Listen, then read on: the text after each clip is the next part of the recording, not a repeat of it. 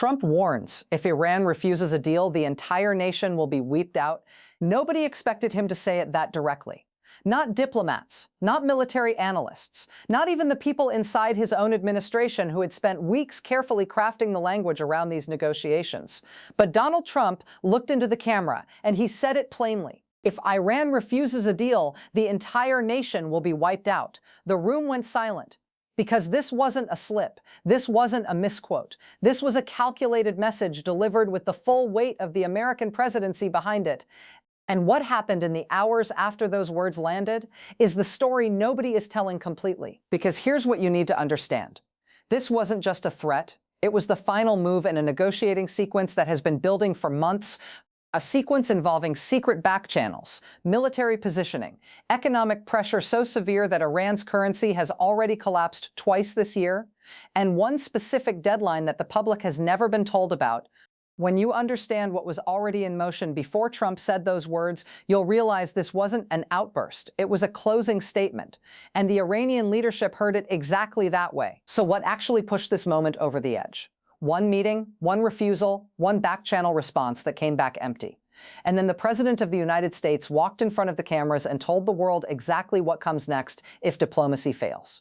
Let's go back to where this actually started. Because the statement didn't arrive from nowhere. It was the product of something that has been quietly building since the first week of this administration. When the Trump White House came back into power, the Iran file was already in crisis. The nuclear program had advanced further than most public intelligence assessments had admitted. Centrifuges were running. Enrichment levels had crossed thresholds that previous administrations had drawn red lines around and then quietly erased. And the economic sanctions, while severe, had not produced the behavioral change that the architecture of maximum pressure was designed to create. There were back-channel contacts, multiple. Starting in the first 2 months, intermediaries in Oman, in Qatar, in Europe, messages going back and forth about whether there was a framework, any framework, that both sides could approach without losing face. The Iranian side sent signals, sometimes warm, sometimes cold, always carefully ambiguous. That ambiguity was intentional. It kept the channels open without committing to anything. It bought time, and buying time when your nuclear program is advancing is a strategic victory in itself. Trump's team understood this. They understood it clearly, and the patience they'd shown for months came with an internal deadline that no one announced publicly. When that deadline passed without a substantive response, the calculation changed. Here's something most of the coverage is getting completely wrong. The statement Trump made wasn't spontaneous. The people who know how this White House operates, who understand how Trump uses public language as a negotiating tool, they recognized immediately what they were watching. This was structured. The escalation ladder had been climbed deliberately, rung by rung, and this statement was the top rung before a different kind of action begins. Think about the sequence. Economic pressure, diplomatic isolation, military repositioning in the region that every satellite can see, allied coordination happening through back channels, public statements escalating in tone over weeks, and then the final unambiguous message delivered directly to the Iranian leadership through the most powerful broadcast system in the world. This is how Trump negotiates. Not through diplomatic cables and carefully worded communiques, through public ultimatums that make the cost of refusal crystal clear to everyone watching. And the key word in what he said wasn't wiped out. The key word was refuses. Because that framing puts the entire outcome in Iran's hands. He's not saying he wants to destroy Iran. He's saying the destruction of Iran is Iran's choice to make. That's not an accident. That's a negotiating position designed to make every Iranian official, every member of the leadership, every person in that country who has any influence over the decision feel the direct personal weight of what a refusal means. The pressure isn't just on the government. It's on everyone connected to the government. It's on everyone who could theoretically influence the government. It's psychological architecture, not just military posturing. But here's where it gets genuinely complicated. Because the Iranian leadership has its own domestic political constraints that American analysts consistently underestimate. Khamenei has spent decades building a theological and political framework in which resistance to American pressure is not just a policy choice, it's a religious and ideological identity. The supreme leader cannot simply walk into a negotiating room and accept American terms without unraveling a significant portion of the legitimacy structure that keeps him in power. This is the trap at the center of every Iran negotiation. The American side needs a deal that looks like a victory. The Iranian side needs a deal that doesn't look like a surrender, and those two requirements have never successfully been reconciled in a durable agreement. Trump understands this dynamic differently than most of his predecessors. He's not trying to give the Iranian leadership a face-saving off-ramp in the traditional diplomatic sense. He's trying to create a situation where the cost of continued refusal is so obviously catastrophic that the ideological framework around resistance collapses under the weight of practical reality. Whether that approach can actually work is the most important strategic question in the world right now, and the answer is genuinely unknown, because it has never been tried at this level of explicitness before. No American president has stated the consequences of failure this directly and this publicly, while negotiations are still technically open. This is new territory. The maps don't tell you anything here. You have to navigate by sight. Let's talk about what the military picture actually looks like. Because Trump's words didn't exist in a vacuum. They were accompanied by things you can see on satellite imagery. Carrier strike groups repositioned, bomber squadrons moved. Refueling assets pre-positioned in ways that reduce the logistics timeline for a large air campaign significantly. These are not subtle signals. They are deliberate communications sent through military channels while the verbal communication happens through the media. The combination of those two channels, the public statement and the visible military movement, is designed to create a single unified message. The credibility of the threat is the message, not the threat itself, the credibility of it.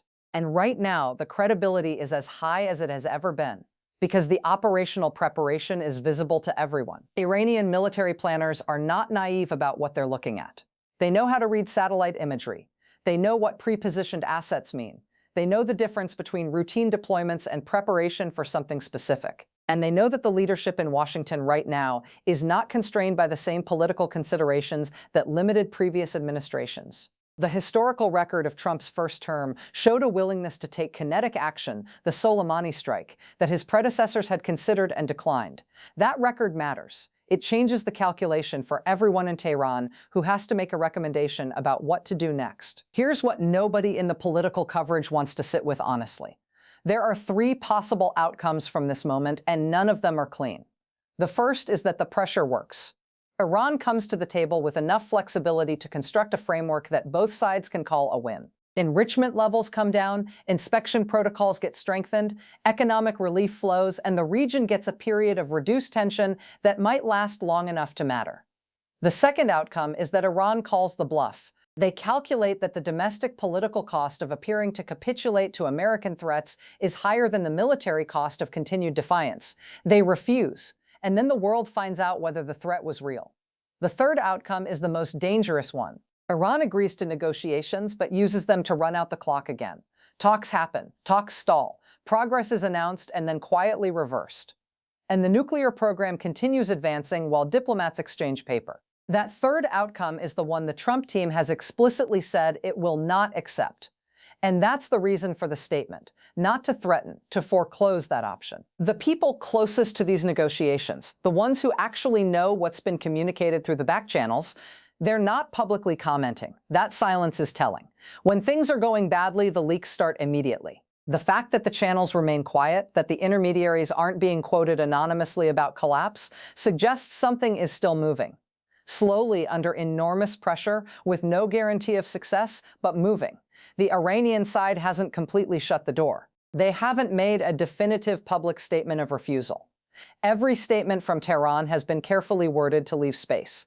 That space is small, but it exists, and diplomats know that small spaces sometimes become large ones very quickly when the right pressure is applied. Here's the uncomfortable truth about what Trump said. He may be right about the stakes, he may be completely right, that the window for a negotiated solution is closing and that the consequences of failing to reach one are genuinely catastrophic. The Iranian nuclear program is not a theoretical concern, it is an advancing practical reality. Every month that passes without a durable agreement is a month in which the deterrence calculus in the Middle East shifts. Countries that have relied on American security guarantees are watching. Countries that have considered their own nuclear programs are watching. The non-proliferation architecture that the world has built over 70 years is under more stress right now than it has been at any point since the Cold War. Whether you agree with the language Trump used, whether you think the explicit threat was strategically wise or diplomatically reckless, the underlying problem he was describing is real. And the people who will spend the next week criticizing the tone of the statement will spend considerably less time explaining what the alternative strategy would look like or why it would be more likely to produce the outcome that prevents catastrophe. That absence of alternative is part of what makes this moment so genuinely difficult to assess. The options aren't good and bad, they're bad and worse, and nobody knows which is which. Watch the next 72 hours, not for another public statement. Public statements are noise now. Watch for the back-channel signals. Watch for the intermediary countries to go quiet or go loud. Watch for any movement in Tehran that suggests the internal debate is shifting. Because that's where the real story is happening. Not in front of cameras, in conversations between people who will never be quoted and in documents that will never be released. What Trump said in public was for everyone watching. What matters now is what's being said in private. And somewhere in those private conversations, the most consequential decision of this decade is being made. The clock is running. The pressure is real. And the entire world is watching to see if the threat that froze everyone in their seats was the last word before a deal or the last word before something none of us can fully imagine. Stay close, because whatever happens next happens fast.